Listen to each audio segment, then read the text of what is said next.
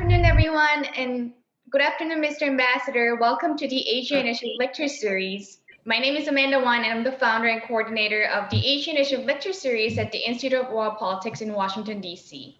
The objective of this lecture series is to broaden the scope and discussion on a range of intelligence, foreign policy, and security issues attendant to the Asian geopolitical, socioeconomic, and cultural spheres of influence. Today, we have Ambassador Jose Manuel Romualdez, who will be delivering a lecture on the Philippines-U.S. alliance in a post-pandemic world. Ambassador Romualdez was appointed Ambassador of the Republic of the Philippines to the United States in July 2017. Prior to his appointment, Ambassador Romualdez was designated as a special envoy of the Philippine President to the United States. He also served as a member of several Philippine business delegations visiting the U.S., China, Japan, and New Zealand from 1989 to 2012. Ambassador Romualdez has extensive experience as a media practitioner and business executive. He used to be Chief Executive Officer of Stargate Media Corporation and publisher of People Asia magazine, the Philippine Star affiliate. He was president of the Manila Overseas Press Club and vice president of Rotary Club of Manila. Ambassador Romualdez writes columns for the Philippine Star, and all of his columns has a wide following of readers both in the Philippines and abroad. Thank you, Mr. Ambassador, for joining us today, and we will begin our presentation now. Thank you very much, also. Well, first of all, let me just greet your president of the Institute of World Politics, Mr. John Lechowski, and of course, Ms. Gion Amanda Wan, the founder and coordinator of the IWP's Asia Institute or Initiative Lecture Series, ladies and gentlemen. At the outset of this discussion, allow me to express my gratitude to the Institute of World Politics for inviting me to speak on this very relevant topic, the alliance between the Philippines and the United States at a time when the whole world is in the midst of a once-in-a-century pandemic, which many nations, as we speak, are grappling with the second wave of COVID-19. To say that this pandemic has changed the world as we know it is an understatement. We have witnessed how the coronavirus has and continues to alter the way we live and interact with each other, the way we work and conduct business, and even the way we meet and exchange ideas. It has also magnified and intensified the geopolitical dynamics in many parts of the globe, including in our own region in the Southeast Asia. Amidst these changes, the alliance between the Philippines and the United States has remained steadfast, if not stronger. Allow me to discuss the areas where we have been closely working together. First, on the COVID-19 vaccines. As early as May 2020, the Philippines reached out to the U.S. biotech and pharmaceutical companies developing the COVID-19 vaccines. We recognize that the country's efforts to cope with and recover from the pandemic would only be sustainable once safe and effective vaccines become available and accessible to Filipinos. Discussions are also underway with companies at the most advanced clinical stages of development, which includes Pfizer, of course, Moderna TX, Novavax, Inovio Pharmaceuticals, and Arcturus Therapeutics. We hope to further expand our pool of potential partners to include Janssen Pharmaceutical and MSD. We're also working to facilitate cooperation in clinical trials, procurement and distribution, and eventual co-manufacturing with both the government and the private sector to complement the vaccines, and the Philippine government will also source from the WHO-led COVAX facilities. This would, of course, ensure that many Filipinos will have early and sustained access to the reliable vaccines. Recognizing U.S. expertise and experience in this area, we look forward to partnering and collaborating with various U.S. government and private sector entities, as well as the academic institutions. Currently, we do not have the capability to develop and manufacture our own vaccines, but the government is working with local pharmaceutical companies to establish a suitable facility under the Vaccine Self-Reliance Project of the Department of Health's Research Institute for Tropical Medicine. Work is also underway to establish the Virology Science and Technology Institute of the Philippines, which will serve as a research arm of the government to current and emerging infectious diseases. Despite its domestic challenges to address the COVID-19, The United States has been very generous with its health-related assistance to the international community. We certainly appreciate the over $25 or $24 million in the U.S. government assistance to the Philippines, in particular including PPEs for medical or cots or medical facilities, isolation tents, new ventilators, training and capacity building for health workers, and of course, improving our community access to water, sanitation, and hygiene services. This has been complemented by USAID supported programs for local businesses that connect Filipino farmers and fisherfolk with the consumers through digital platforms and have helped address the supply chain gaps during the community quarantine. U.S. companies have likewise stepped forward, and in the spirit of bayanihan, have become the partners of the Philippine government in delivering humanitarian aid, producing and donating medical supplies, providing financial, food, gasoline, and other in-kind donations and tech support. With the Philippines still poised to make a strong recovery in 2021, we welcome U.S. investments in key and strategic sectors such as medical products and supplies, pharmaceuticals, and medical devices, aerospace, information technology and electronics manufacturing, and IT process management. The Philippines' strong fundamentals, fiscal stamina, and effective governance will continue to make us a promising investment destination and a growing market for international investors. We remain committed to bold fiscal and economic reform measures, including legislative measures that will open up the country to more foreign direct investments. We continue to enjoin U.S. government and private sector participation in our Build program, which remains a key infrastructure initiative despite the pandemic. With its high multiplier effect, it will play a pivotal role in the country's economic recovery and ultimately transform for the better our medical and public health systems, transportation and logistics infrastructure, and the overall business environment. We look forward to the U.S. continuing efforts to support the global fight against the COVID-19, including through the sharing of best practices, as well as U.S. leadership in the development and deployment of a vaccine and therapeutics and the management of global supply chains. Our two countries recognize that it is only when we have overcome this pandemic and emerge from it stronger can we proceed with our shared goals of pursuing sustainable development and prosperity for all our people. At this point, allow me to briefly touch on the security part of our alliance, which has neither taken a backseat amidst the pandemic. On the contrary, our security cooperation has become even more relevant given ongoing geopolitical developments in our region. The Philippine government welcomes the U.S. strengthened policy as regards maritime claims in the South China Sea, making it clear that China's claims to offshore resources across most of the South China Sea are unlawful. We also welcome the U.S. leadership in rallying like-minded countries to push back against China's action in the South China Sea. The termination of the visiting forces agreement with the United States also remains suspended. In fact, only yesterday, the Philippine government officially conveyed to the United States the further extension of the suspension of the abrogation of the VFA by another 6 months to give us more time to find a more enhanced, mutually beneficial, and mutually agreeable and more efficient and lasting arrangement on how to move forward in our mutual defense. This suspension takes into account the developments that are happening in our region and which require sustained military and defense engagement at the appropriate levels. We continue to engage our U.S. counterparts to determine the best options to further strengthen Philippine-United States defense cooperation.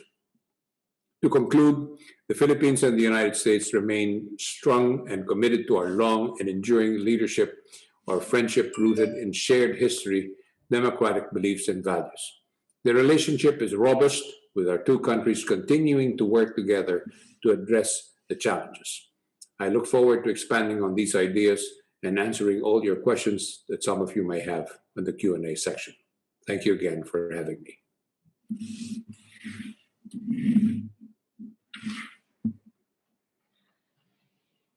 Mr. Ambassador, thank you very much for your remarks. And I think it's very important that we have to discuss these important issues, especially in one of the most challenging times in a post-pandemic world. And since we have more than enough time, we will encourage our audience to take more time to type in their questions in the Q&A chat box. But we have the first question. Hello, Mr. Ambassador. Not sure if I'm pronouncing this in a correct way, but I'll try my best. Magandang hapon from Western Virginia. She is a IWP donor and former U.S. Air Force officer who happens to have been born in the Philippines, Pasay City, be precise. I'm sorry, it's a he.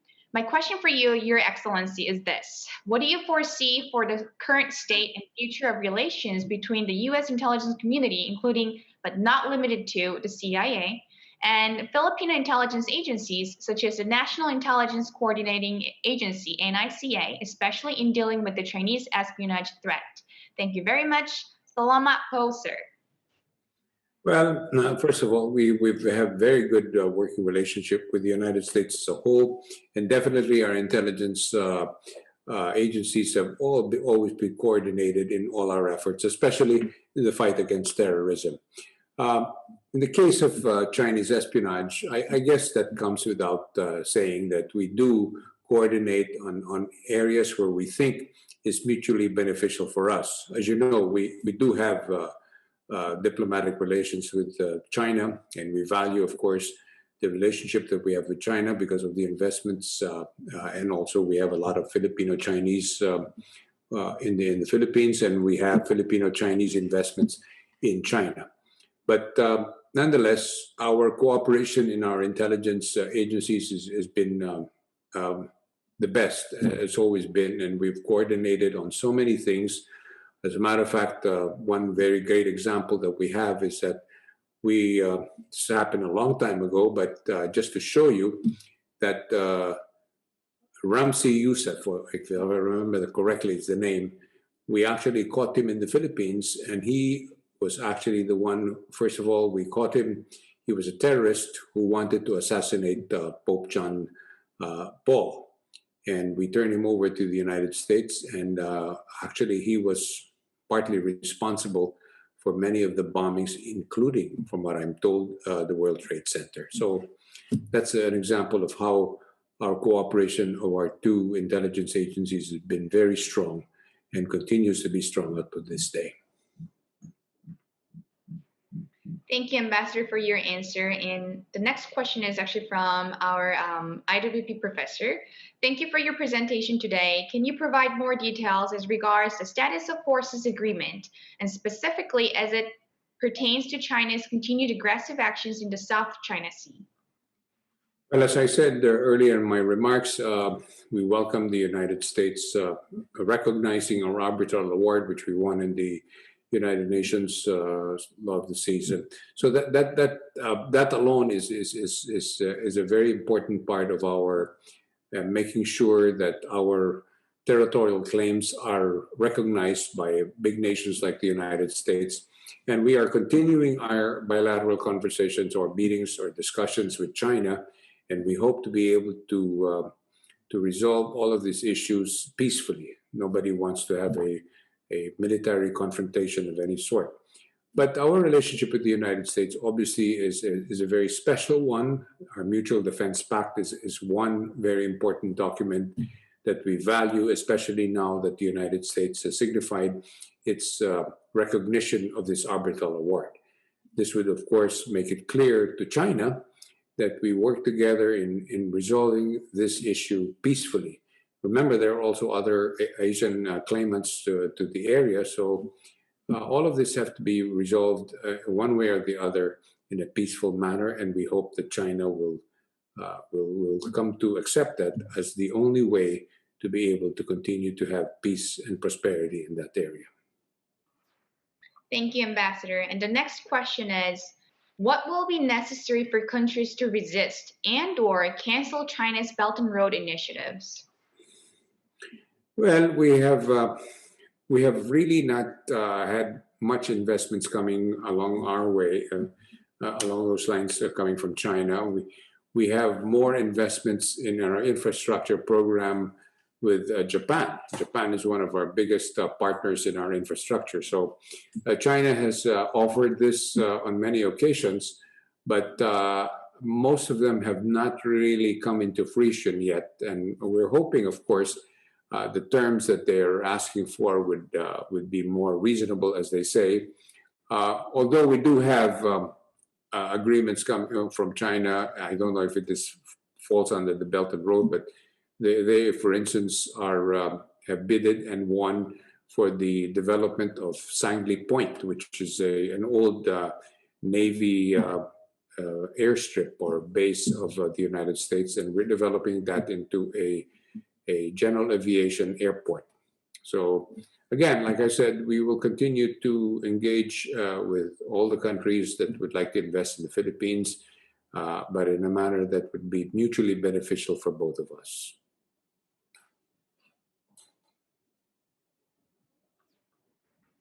Thank you, Ambassador. And the next question is, what do you see as the biggest opportunity for economic growth for Philippine economy over the next 10 years? Well, as I said, the infrastructure program that we've embarked on, which started a year and a half or 2 years ago, is already moving forward. Even with the pandemic, we continue to build our roads, bridges, and airports. As a matter of fact, we just closed a deal with a local firm to develop a new modern airport about 15 to 20 minutes out of Metro Manila.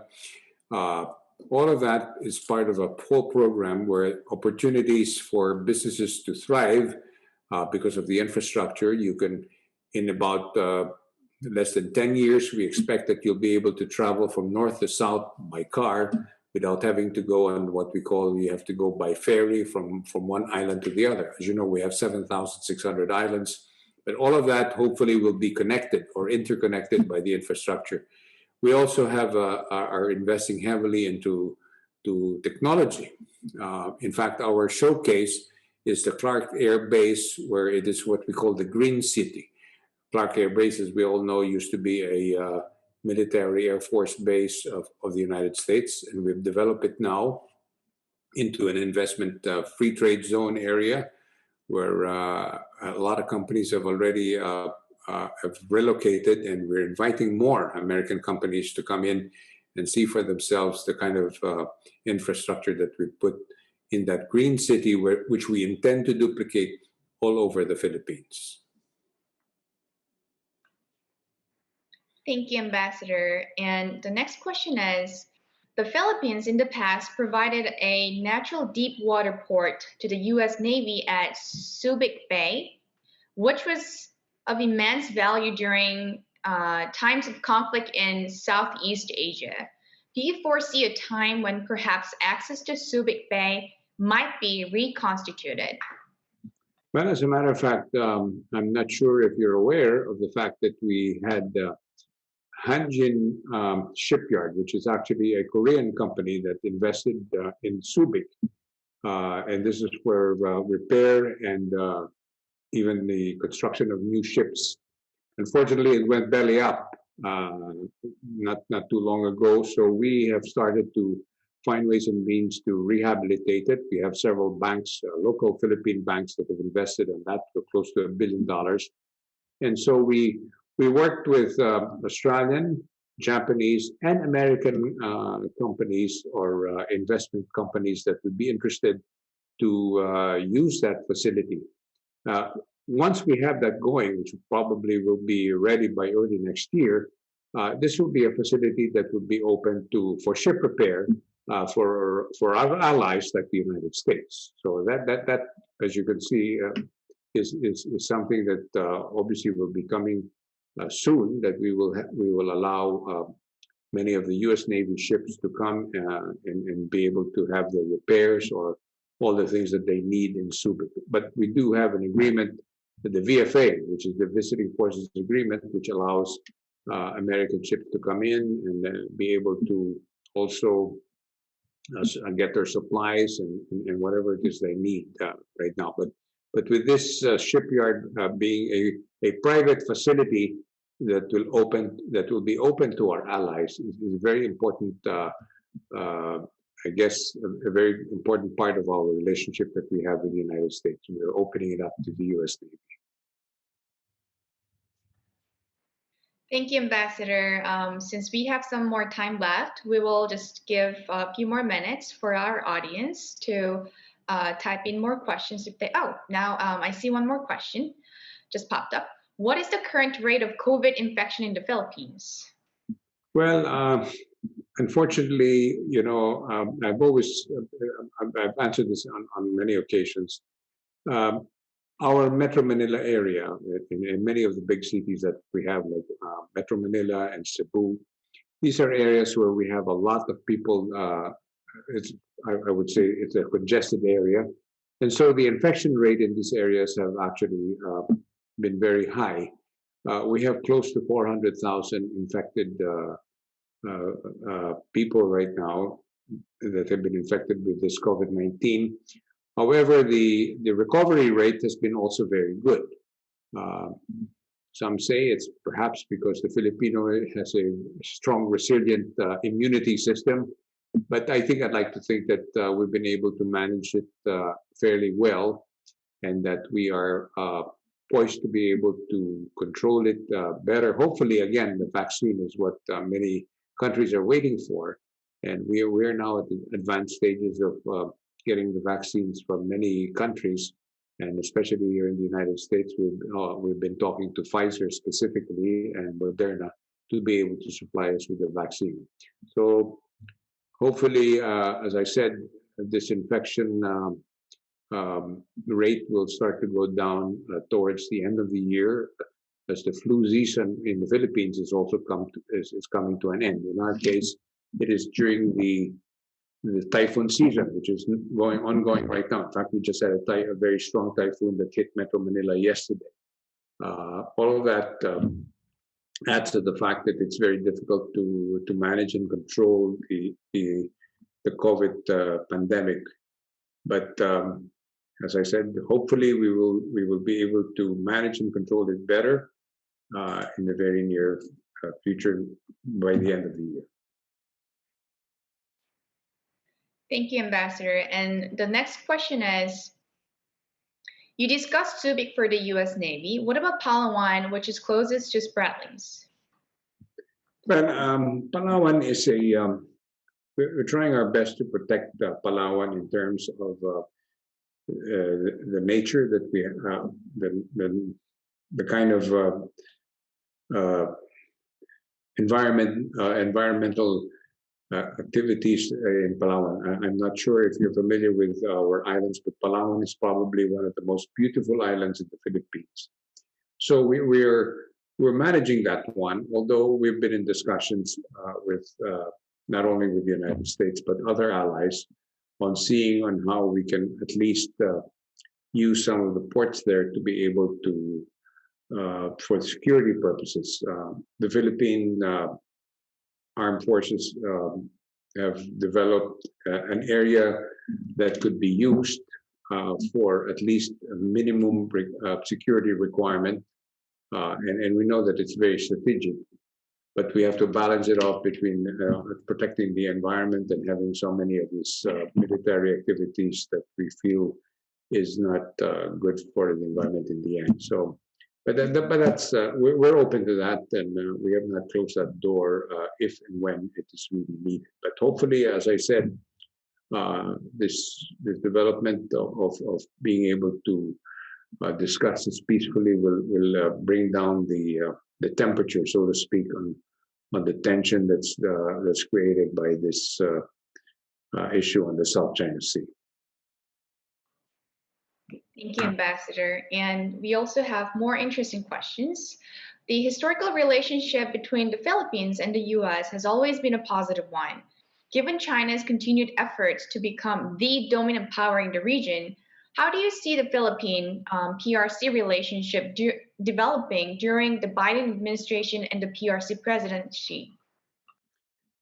Well, we're hopeful that the new administration here in the United States will continue to recognize the arbitral award. I think that that is a very important aspect of the policy of the United States. And there are indications that they will continue to respect that. As you probably know, during the previous administration of President Obama, the United States was staying away from any, in quotation marks, territorial disputes. That, of course, emboldened China into building many of these reefs into to islands, which are now actually military bases. So that is very unfortunate because most of them are located not too far away from the Philippines. And we were, quite honestly, we were left on our own to see how we can resolve this because we were helpless, so to speak, because of the policy that was promulgated by the Obama administration that that they do not get involved in territorial disputes. Recently, of course, with the announcement of Secretary Pompeo, they now recognize that arbitral award. And that one is a very strong message that China has to come and sit down and talk to us and talk to the other claimants to the area and resolve these things peacefully. So we're hoping that the Biden administration will continue to press for a peaceful solution and that again, our mutual defense pact must remain strong if we are to be really partners in securing our nations. Thank you. And the next question is, how do Philippine population view climate change? Is it a national security concern? Well, I think we've been very strong about climate change. In fact, one of our senators, prominent senators, who's now our deputy speaker, Lauren Legarda, who's a close friend of mine, we have been, she's been discussing this climate change as far back as 15 years ago, and she predicted, together with former Vice President Al Gore, that climate change is upon us. It will wreak havoc into our environment, and we see that right now. We have, as I said, we just had a typhoon yesterday, a very strong one. And usually typhoon season in the Philippines starts in sometime in June and ends sometime in September, but it has now gone all the way up to this time, and some are saying even it might even go through the Christmas season. And here in the United States, the same thing. You have all these fires in California. You have all these typhoons and hurricanes that are happening in Florida and in other parts in the South.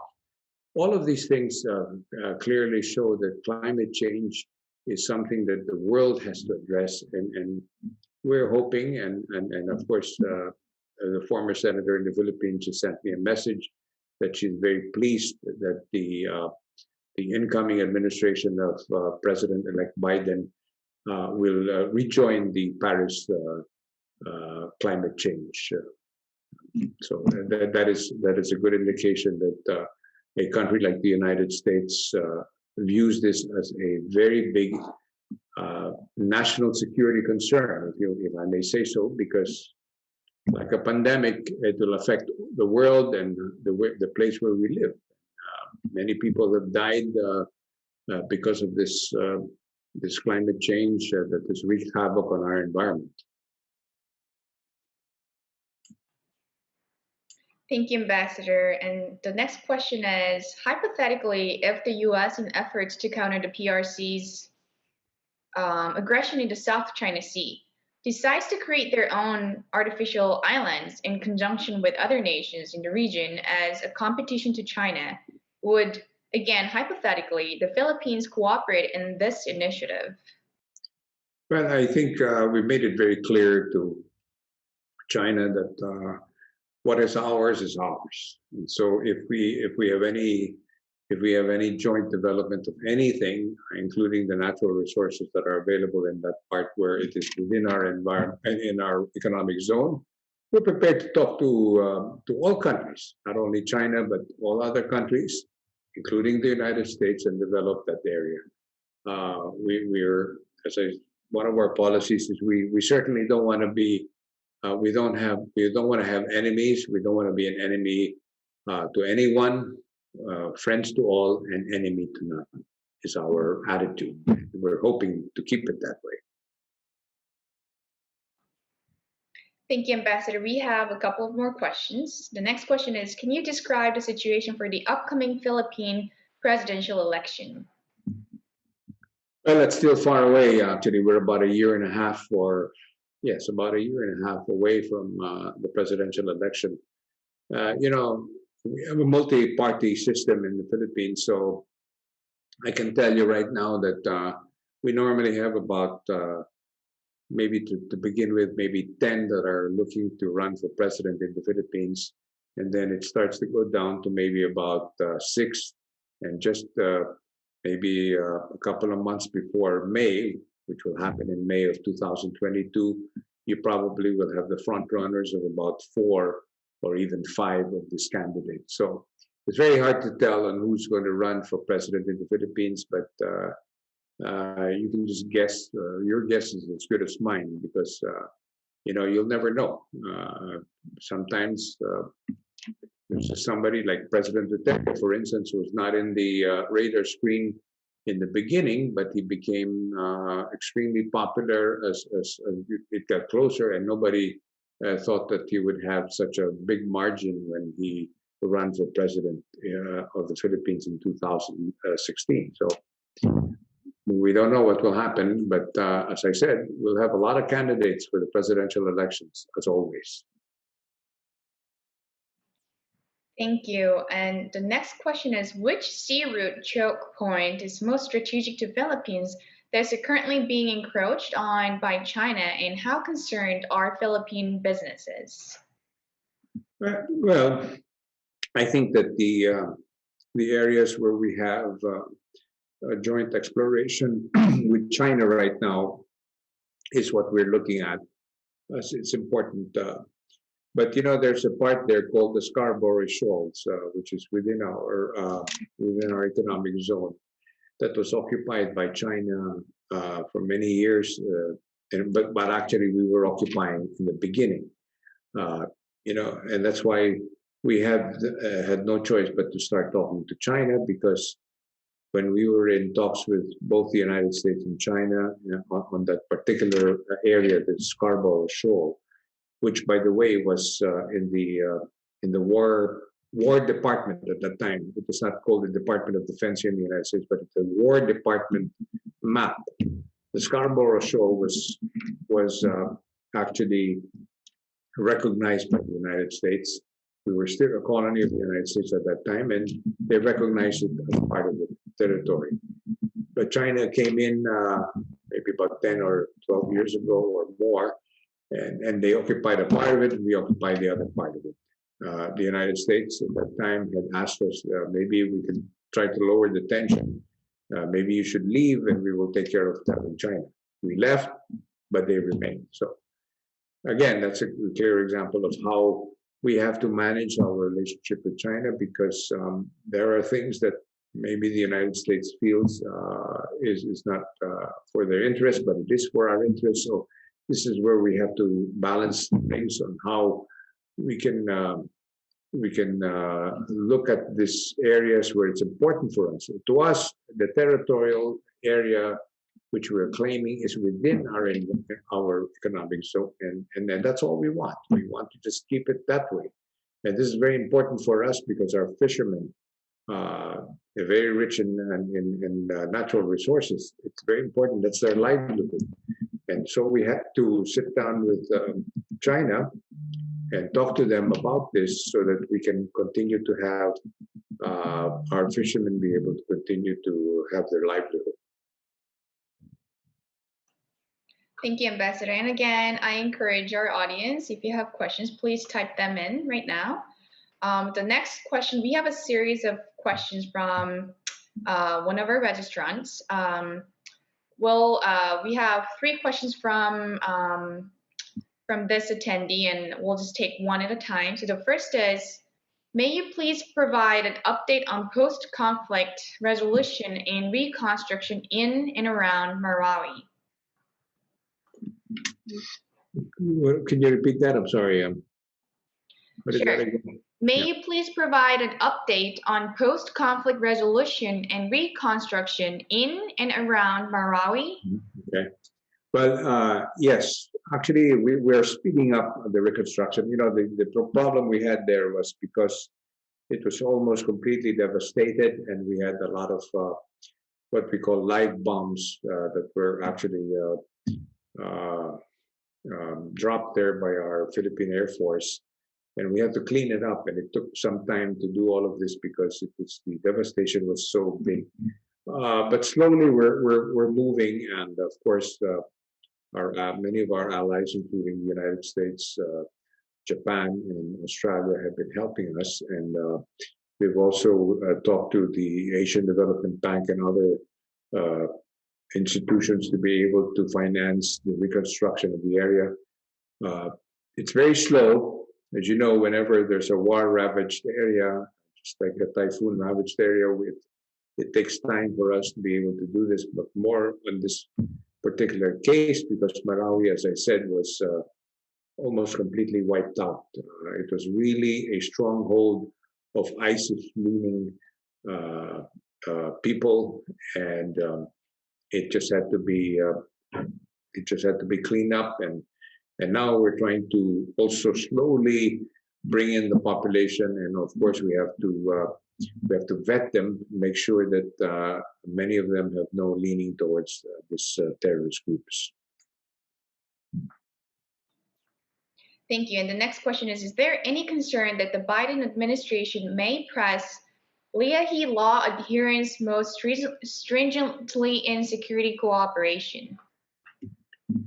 Well, like I said, we've had very good relations with this country as a whole, and so there are many issues, of course, that come into play. And as I've always talked to many of the U.S. Senators, specifically Senator Leahy and some of the other senators, like Senator Durbin from the Democratic Party, and we've always told them that these issues you can always bring it to our attention. But at the end of the day, we're a country that has a similar system as the United States. We're a democratic country. We have laws. We have 3 branches of government. So allow us to solve many of these issues in our own legal way. People are always welcome to look at it, but definitely we cannot allow a country, most especially now, like the United States, to tell us what to do when it comes, especially when we went into this drug war, which is a very important part of the President Duterte's way to clean up the Philippines. I myself believe that the drug war has been, to a certain extent, successful, because there is an area there where I used to live a long time ago, and it was very unsafe already because it was like a drug den. And now people there can walk around even at midnight and in the wee hours in the morning. Perhaps not now during the pandemic, but now they feel safer. So this is all being done in the interest of law and order. And so we hope that the Biden administration will respect that, just as we respect the laws here in the United States. You have your own problems here in terms of drugs and also crime and perhaps even to a certain extent human rights issues. We've seen that in the recent past. So we have to learn from each other and help each other in strengthening our institutions. This is the message that we give to many of our friends in the U.S. Congress. Thank you. And the next question of the same series is, may you also provide an update on Chinese encroachment in the western areas of the Philippine Sea? Well, there have been quite a number of encroachments, and not only in the western part, but in other parts of the reefs that are not too far away from the other claimant countries. But as I said, we can only guess on how far the Chinese are willing to go in terms of really pushing it, especially now that the United States and other countries have already signified their recognition of the arbitral award given by the United Nations. And then that we are now working with the other ASEAN nations to have a code of conduct, which will hopefully have China be part of an agreement that they would have to respect many of these aspects, and that there is a freedom of navigation which will continue to flourish so that we can all thrive in a prosperous world. So this is the same message that we give to China, and we're all in sync now, and hopefully by next year we will have a better understanding on how we will proceed in terms of keeping that area safe. Thank you, Ambassador. And the next question is, President-elect Biden has intimated that he would seriously consider rejoining the Pivot to Asia initiative that was instituted under the previous Obama initiative. Can you comment on this? Well, I think the Pivot to Asia has even been strengthened during the administration of President Trump. The freedom of navigation activities that has been going on for the past I think more than a year now, has been intensified, and we welcome that to a certain extent, because the United States obviously is a country that can balance the power that China has over that area and the influence that they have. So I think the Pivot to Asia has been even more enhanced, and we're hoping that the Biden administration will even make it even stronger, that they're there to keep the peace, so to speak. That's very important for many nations that are claiming many of those many parts of the South China Sea.